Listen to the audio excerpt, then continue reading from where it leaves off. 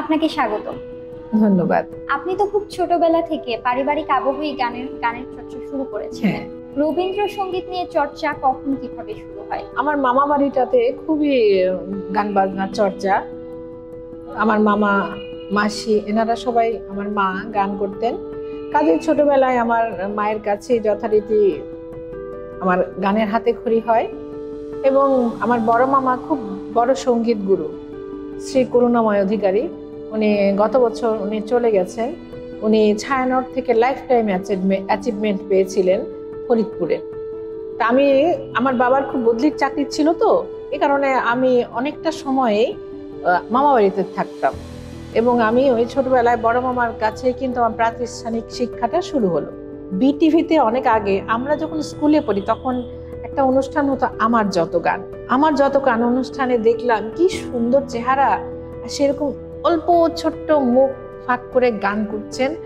অদ্ভুত সৌম্য একটা চেহারা, কোনো মুখ বিকৃতি নাই, কিন্তু ভরাট গলা।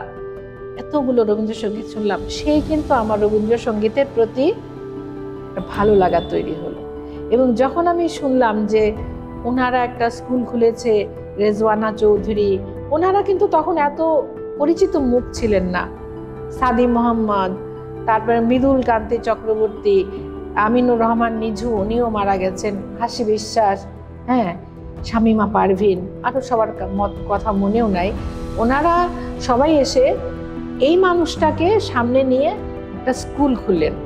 এবং ওনারা শান্তিনিকেতনের যে সঙ্গীত বিভাগটা, সেটার নাম ছিল সঙ্গীত ভবন, ওই নামে এখানে স্কুলটা খোলা হলো। আমি গিয়ে 1988 সালে, তখন আমার একটা ছোট বাচ্চা আছে, আমার ইউনিভার্সিটি পাস হয়ে গেছে, তখন আমি গিয়ে ওখানে ভর্তি হলাম, অনেকটা কি ওনাকে দেখার জন্য। তারপরে ওনার সাথে যখন আসলাম, প্রথম দিন উনি ক্লাস করাতে আসলেন, এত ভালো লাগলো। তারপরে আস্তে আস্তে উনি গান শেখাতেন, সবাইকে ধরতেন। ধরতে ধরতে কি হতো, আমি ভালোভাবে করতে পারতাম পুরো গানটা। তো বলতে, এই তুমি আসো, সামনে বসো, তুমি গানটা করো দেখি, গতদিন যেটা শিখিয়েছি। এইভাবে করে করে ওনার সাথে আমার একটা মুখ চেনাচেনি হলো। কিন্তু তারপরে আস্তে আস্তে কিভাবে করে যেন ওনার সাথে আমাদের পারিবারিক একটা সম্পর্ক হয়ে গেল, আমার বাবার সাথে, মায়ের সাথে। এবং উনি আমাদের বাড়িতে অনেক আসতেন, আমার মেয়েটাকেও খুব ভালোবাসতেন। এইভাবে আস্তে আস্তে আস্তে আস্তে আমি রবীন্দ্রসঙ্গীতের সাথে জড়িয়ে গেলাম।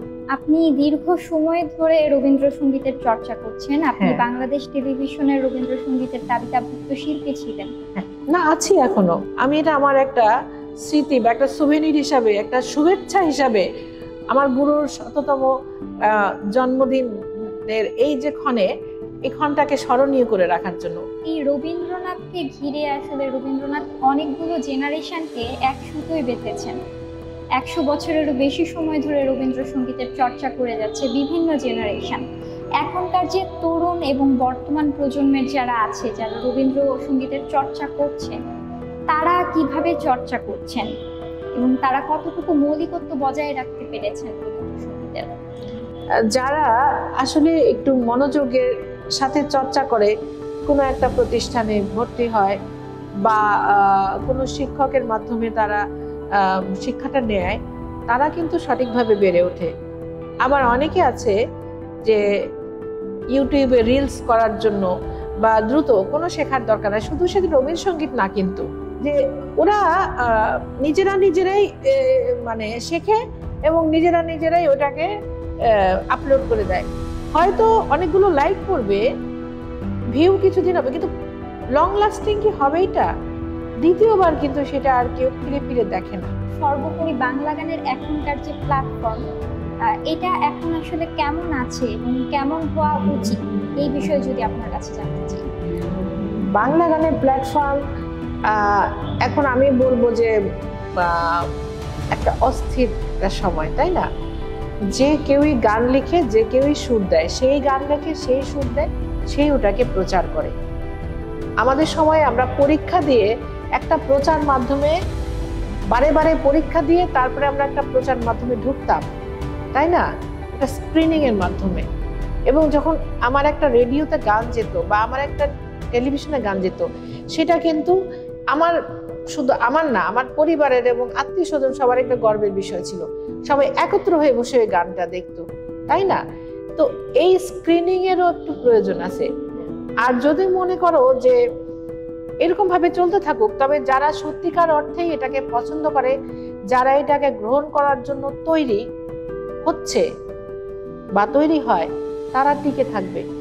আর যারা হঠাৎ করে উদয় হয়, হঠাৎ করে আবার তারা নিবেও যায়।